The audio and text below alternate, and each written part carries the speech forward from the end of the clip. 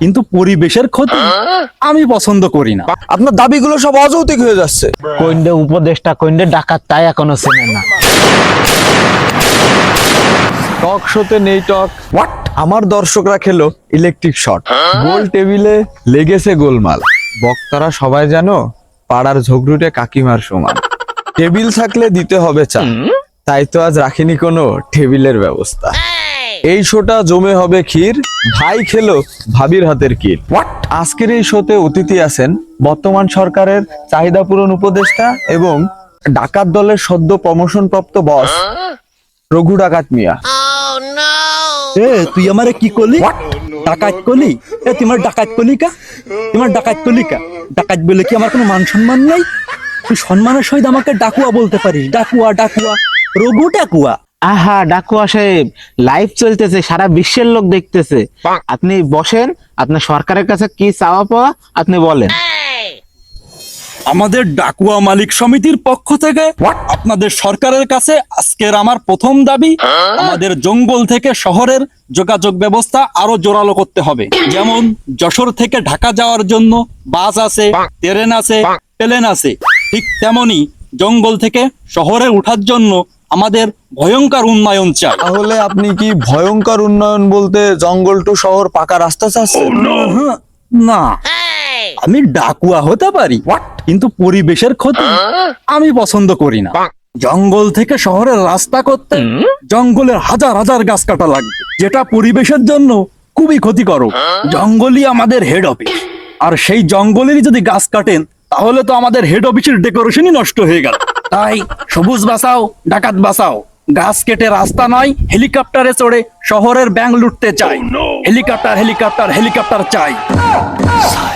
আহারে ভাই, কি উন্নয়নশীল দাবি! আমাদের অর্থমন্ত্রীর কাছে ড্রোন কেনার বাজেট নেই, আর এদিকে ডাকাতরা চাই হেলিকপ্টার। আগে ডাকাতরা একটু ঘুরায়, আর এখন তারা চাই হেলিকপ্টার। ও আর হবে না, ডাকাতদের এ দাবি মানে নেওয়া সম্ভব না। আসলেই স্যার, আমি ভেবেছিলাম ডাকাতরা হয়তো ভালো কোনো দাবি আনবে, কিন্তু এ শালার ডাকাত তো দাঁড়ান, আমি কথা বলতেছি। ডাকাত ভাইয়া,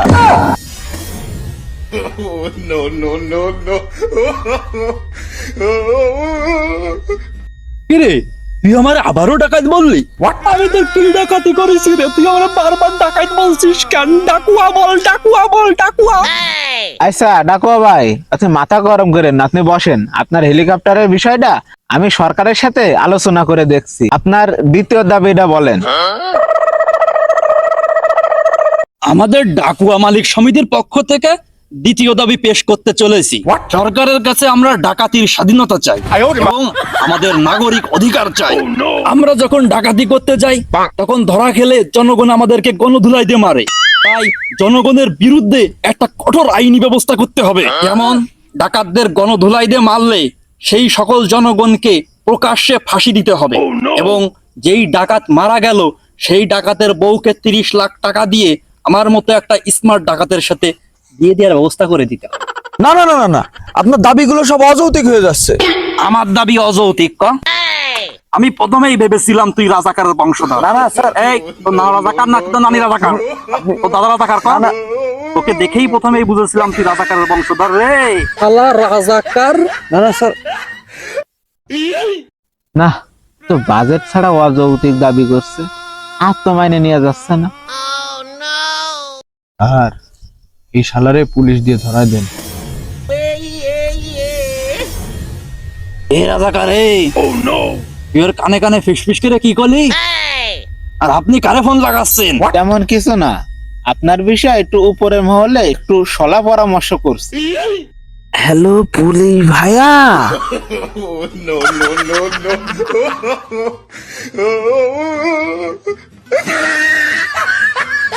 ভাবি আমাদের মানতে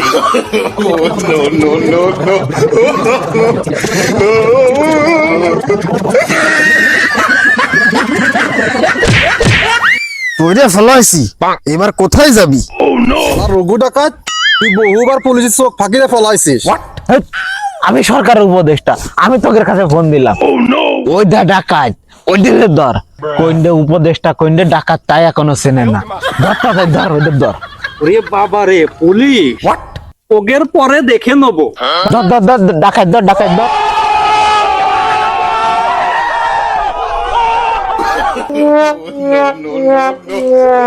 আমাকে পুলিশে ধরিয়ে দিলে আমি জেলখানা থেকে আরো ভয়ঙ্কর রূপে ফিরে আসবো।